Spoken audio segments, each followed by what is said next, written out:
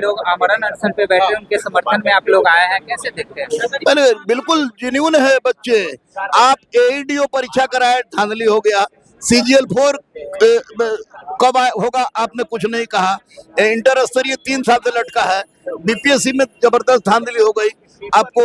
उसके बाद आप कहिए कि TRE4 आ जाएगा, कल आएगा, परसों आएगा। ये झूठा आश्वासन देकर सरकार बच्चों के जिंदगी के साथ खेल रही है और ये तमाम मांगे जब तक पूरी नहीं होगी तब तक बच्चे इस पर करेंगे। दरोगा में धांधली हो गया, ये पहली बार इस तरह की बात हुई, दरोगा में धांधली हो गया। तो ये तमाम धांधली के विरुद्ध बच्चों के परीक्षाओं को तुरंत कराने के लिए हम लोग 13 सूत्री मांग को लेकर बैठे हुए हैं और जरूरत पड़ी तो अमन के साथ हम लोग भी अनशन पर जाएंगे। नमस्कार, आप देख रहे हैं एक न्यूज़ 24। मैं मनीष आपके साथ। हमारी मौजूदगी अभी पटना के गर्दनीबाग धरना स्थल पे है और कई छात्र जो अपनी 14 सूत्री मांग को लेकर के धरने पे बैठे हुए थे, अब वो आमरण अनशन पे बैठे हुए। उनके समर्थन में कई बिहार के जो फेमस शिक्षक हैं वो भी आ चुके हैं। देख सकते हैं सत्यजीत सिंह है, गुरु रहमान सर है। देखिए एक एक करके हम सर से बात करेंगे। सर, आप लोग छात्रों के समर्थन में आ चुके हैं, आमरण अनशन पे बैठ रहे हैं छात्र, कैसे देखते हैं?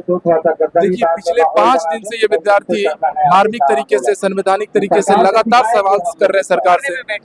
धरने पर बैठे हैं और 13 सूत्रीय विद्यार्थियों की मांग है। ये मांग किस आधार पे है?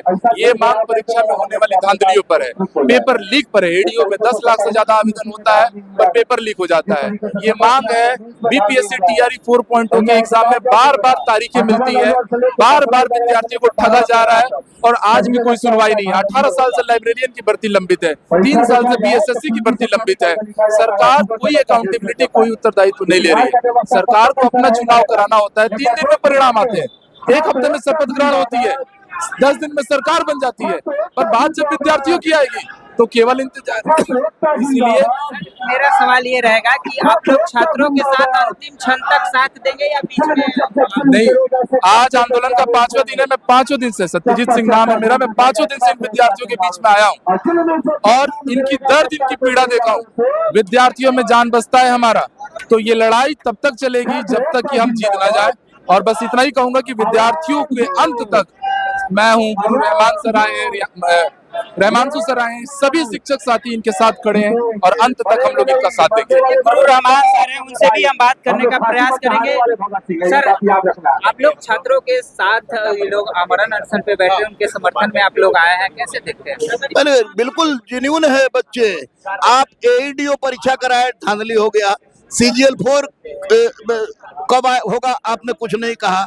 इंटर स्तरीय 3 साल से लटका है। BPSC में जबरदस्त धांधली हो गई आपको।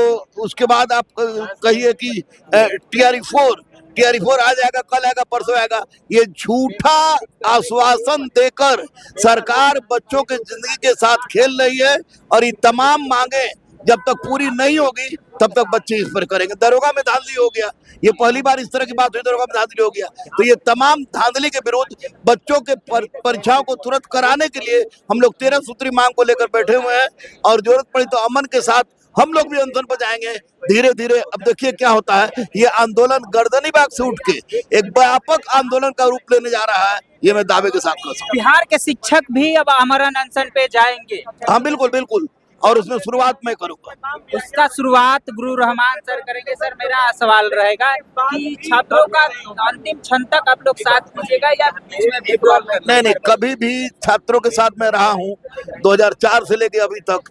तो अंतिम दम तक रहा हूँ, चाहे हाजत हो, चाहे जेल भेजा गया हो, कहीं भी हो, मैं बच्चों के साथ था, हूँ और रहूंगा।